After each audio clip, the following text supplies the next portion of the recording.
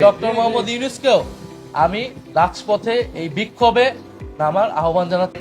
সংসদে যেহেতু উপযুক্ত সমাধান আমরা পাচ্ছি না, ফলে রাজপথে আমাদেরকে অবস্থান নিতে হচ্ছে।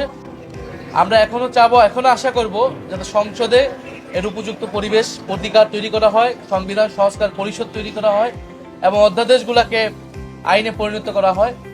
আমরা চাই না দেশের সামনের বিএনপি বা সরকার যেটা বুঝতেছে না যে সামনে যে অর্থনৈতিক মন্দা আসতেছে, সেই জায়গায় সরকারের উপর যদি ন্যূনতম আস্থা জনগণের না থাকে, বিরোধী দলগুলো না থাকে, এই সরকার এই বিএনপি সরকার পরিচালনা করতে পারবে না।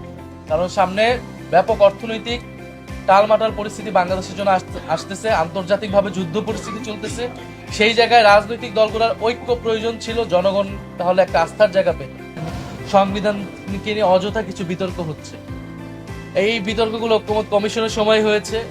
আমরা তো সংবিধান সংশোধনের জন্য কথা বলছি না। সংবিধান সংশোধনের মাধ্যমে সংবিধানের মৌলিক পরিবর্তন সাধন করা সম্ভব হয় না। এটা একেবারেই কমন সেন্স, একেবারেই কাণ্ডজ্ঞান।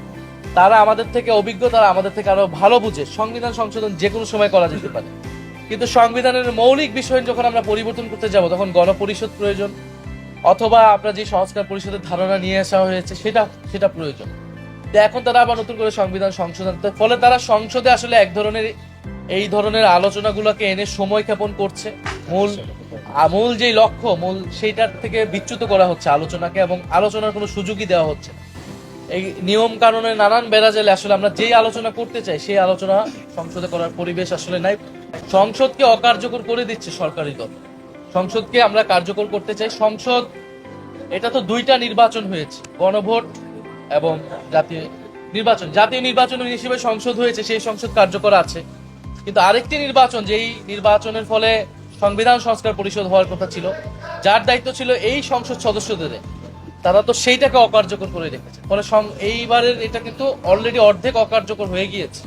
তারা তো এই অধ্যাদেশগুলো করেছিল, তো তারা কেন করেছিল, এখন যে বাতিল করা হচ্ছে, এগুলো নিয়ে তাদেরকে কথা বলতে হবে। ডক্টর মোহাম্মদ ইউনূসকে মুখ খুলতে হবে।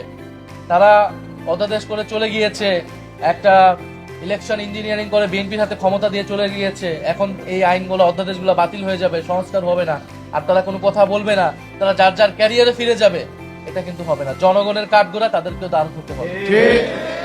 মানুষের রক্তের উপর দিয়ে আমরা তাদেরকে ক্ষমতা দিয়েছিলাম, তারা আমাদেরকে নিরাশ করেছে। কিন্তু যতটুকু অর্জন সেই সময় হয়েছে, সেই অর্জন ধরে রাখার জন্য তাদেরকেও মাঠে নামতে হবে। ফলে ডক্টর মোহাম্মদ ইউনূসকেও আমি রাজপথে এই বিক্ষোভে নামার আহ্বান জানাচ্ছি, ডক্টর মোহাম্মদ ইউনূস সহ সকল উপদেষ্টাদের।